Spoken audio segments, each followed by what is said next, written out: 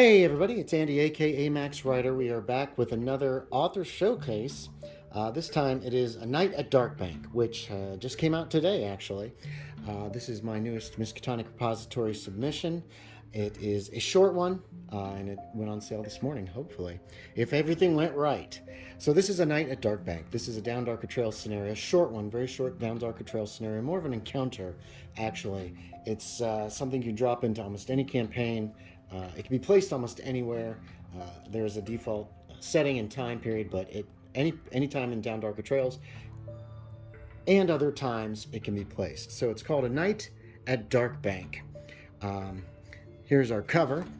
On the inside we've got just other scenarios, and then here's the actual entire picture that I found for the cover that got a little chopped up for the cover so it fit. We've got our frontispiece with all our background information. This is actually loosely adapted from a comic strip, what would you call it? A comic story in a comic book called Adventures into the Unknown. That was issue number 13.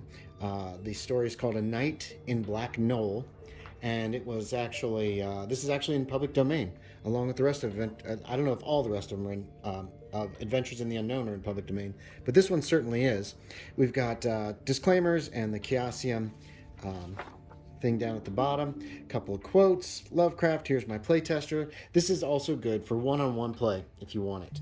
Our table of contents, and a forward where I talk about curses a little bit. A Night at Darkbank starts actually on page 7 here. As you can see, we've got our introduction.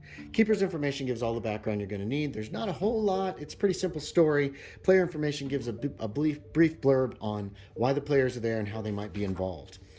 Adapting the scenario gives ideas for changing the location, the time period, doing it for Dark Ages or Cthulhu Invictus, Elizabethan era possibly, 18th century in the United States, other countries, Jazz Age, Call of Cthulhu, or possibly modern Call of Cthulhu.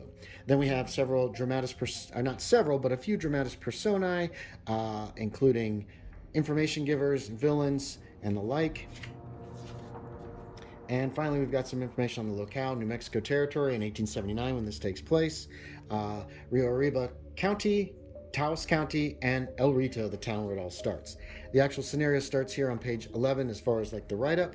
A posse is formed. Now this one's going to give you actually 3 different ways to start this scenario. You can either start it with them witnessing what happens with the escape of Alabama Bob Bishop from the jail, or you can start with them coming into town and learning about it and then joining the posse, or you can start it in media res where they've already joined the posse and they're on the trail of Alabama Bob Bishop and have almost found him. So this allows you to control, the keeper to control how long he wants, he or she, they, how long they want the scenario to be. There's also a note on railroading here in case you want to make sure that the investigators are actually at the locations at night, which makes it a little creepier.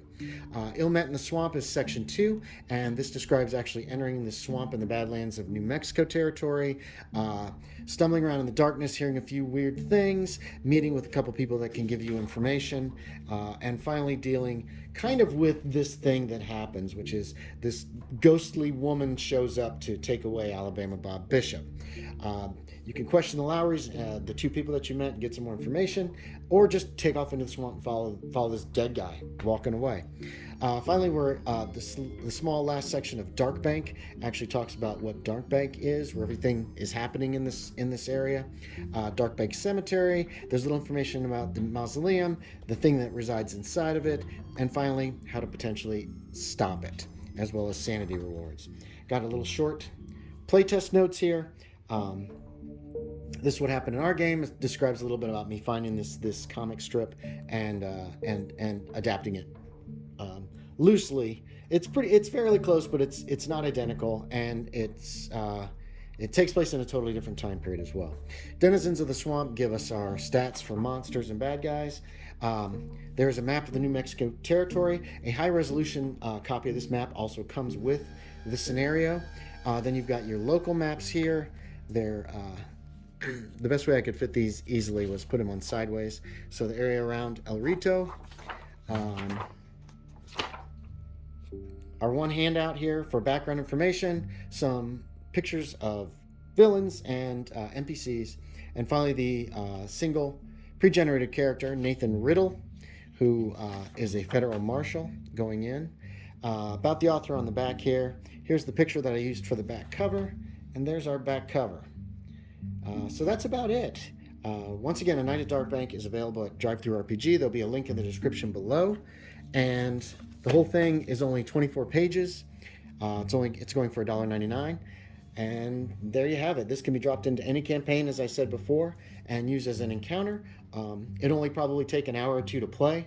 It's very simple to the point, and there you have it. So that is A Night at Darkbank. Hey, thanks for watching, everybody. As always, I appreciate it, and I will talk to y'all next time.